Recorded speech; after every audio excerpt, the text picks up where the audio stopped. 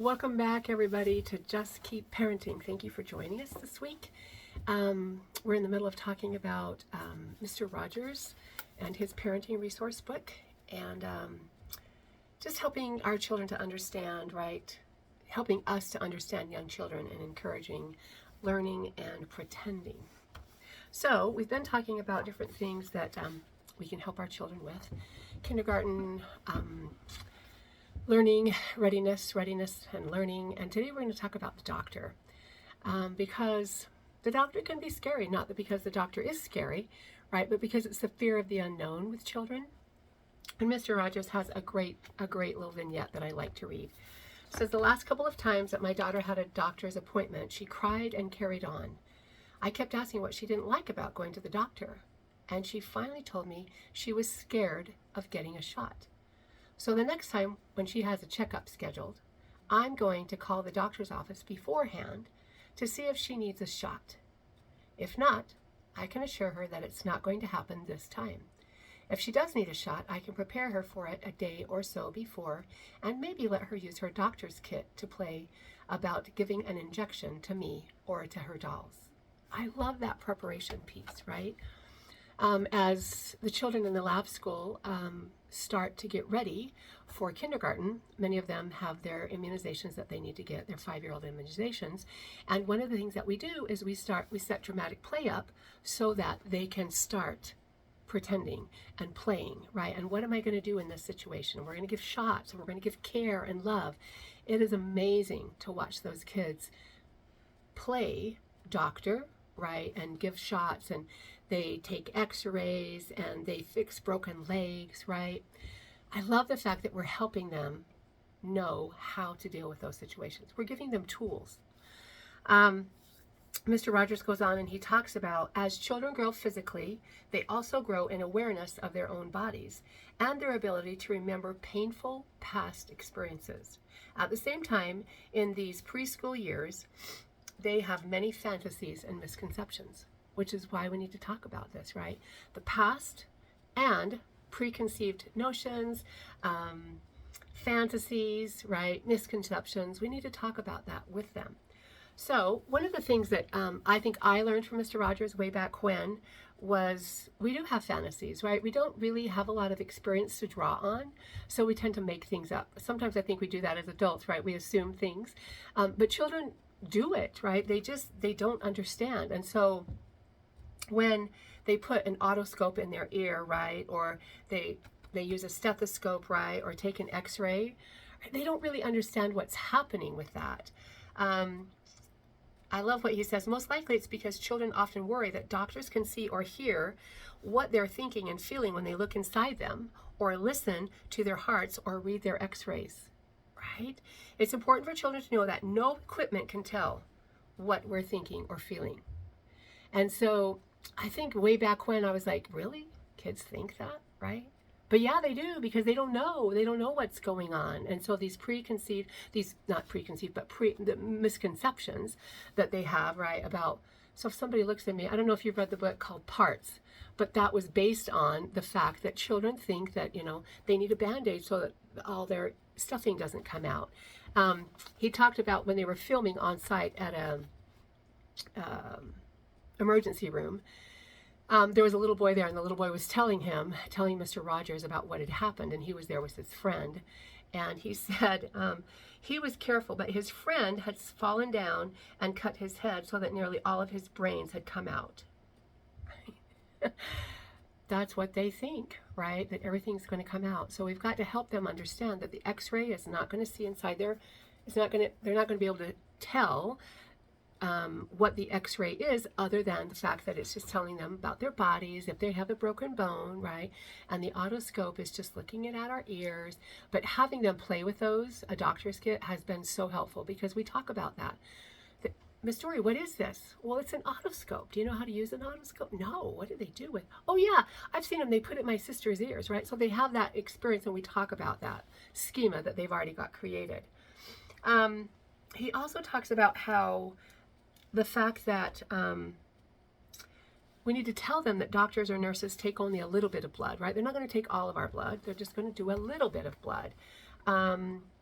we need to tell them that their whole insides are not going to come out if they get a little cut.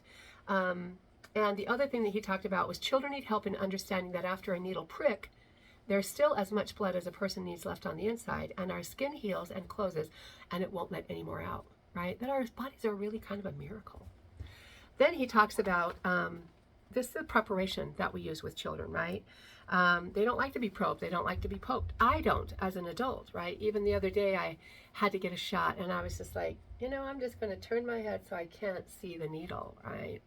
And so being able to recognize that I have lots of experience with this, and here are these littles that have little to none experience, right? And so when it's unexpected, we tense up just a little bit more. So as we think about injections, right, they hurt. Stethoscopes are often cold, right? And blood pressure cuffs squeeze. And so these things do kind of hurt. Everyone is better able to manage if we're prepared, right, by knowing what may hurt as well as what probably won't hurt. And I prepare myself, right? I have tools that I think, okay, just look away, pretend you're in Hawaii. I do that with the dentist as well. And that's what we're going to talk about next week. So being able to help them understand that if we can prepare them, then they're going to grow in trust of us as their caregivers, as the health professionals, right? And it's going to help them be able to trust themselves more. So as we have parent concerns, right? Parents have anxiety too. Like I don't want to take my child to the doctor because I may have to lie to them that they're not going to have a shot. That's not what we're about. We're about telling them so that they have the information, and we are there to help them, right? So one of the most, I think, important responsibilities of parenting is to keep our children healthy, right? And if we go in and get that, okay, like, yeah, everybody's thriving, we're good, but if we get that, well, actually, we've seen a problem, and we're like, I'm not a good parent, right? That's where we automatically go. And this doesn't have anything to do with you most of the times not being a good parent, right? It has to do with something's wrong, but we translate that into something's wrong with my parenting. And so we've got to backtrack on that and recognize that we need to have a trusting relationship with our child's health professionals, right? So that we don't go down the rabbit hole. The other thing that he talks about is just making shots manageable. And we do this a lot in the dramatic play area, right? Parents have told Mr. Rogers that they dread going to the doctor because their children, they might have to have their immunizations. And sometimes they feel guilty because they're cooperating with the doctor, right, to get these immunizations. And so there are ways to talk about it, right? That's the thing that he talks about. There are ways to help children manage them. You might ask a child to try to think of ideas that might help make the pinch, right, the pinch, not the shot, but the pinch, easier. Maybe sitting on, a caregiver's lap, maybe taking a blankie, we call it a stuffy, a lovey, any of those things. Singing a song really loud, right? I love that. I just thought, maybe that's what I need to do next time I go, right? Taking along, right, that lovey or a doll to help them also cope, but maybe giving the injection to them first, right? So they can see that, oh yeah, they did okay with it, and it's okay for you to do that as well. So also important to talk about the fact that the hurt will go away, right? It's just for a split second, and then it will go away. And talking about the medicine that's coming into our bodies. And sometimes we take medicine through our mouth.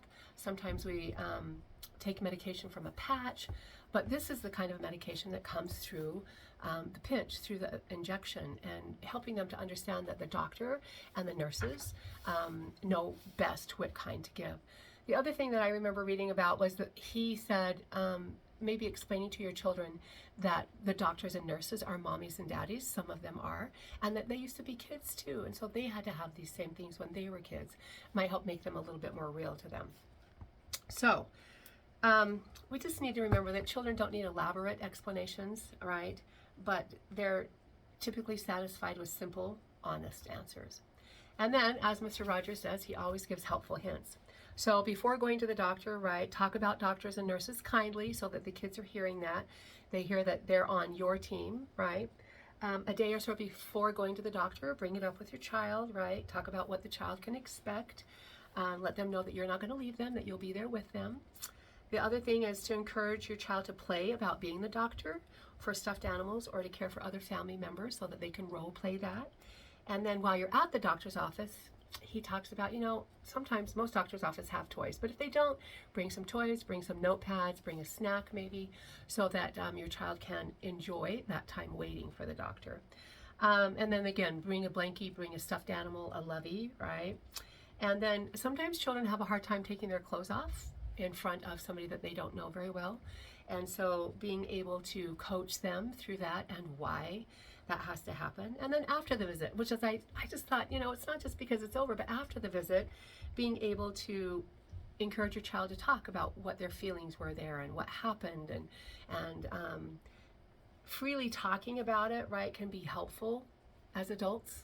That's how I deal with it. I talk to somebody about it, right? And so it helps it becomes more manageable if we can talk and visit about it.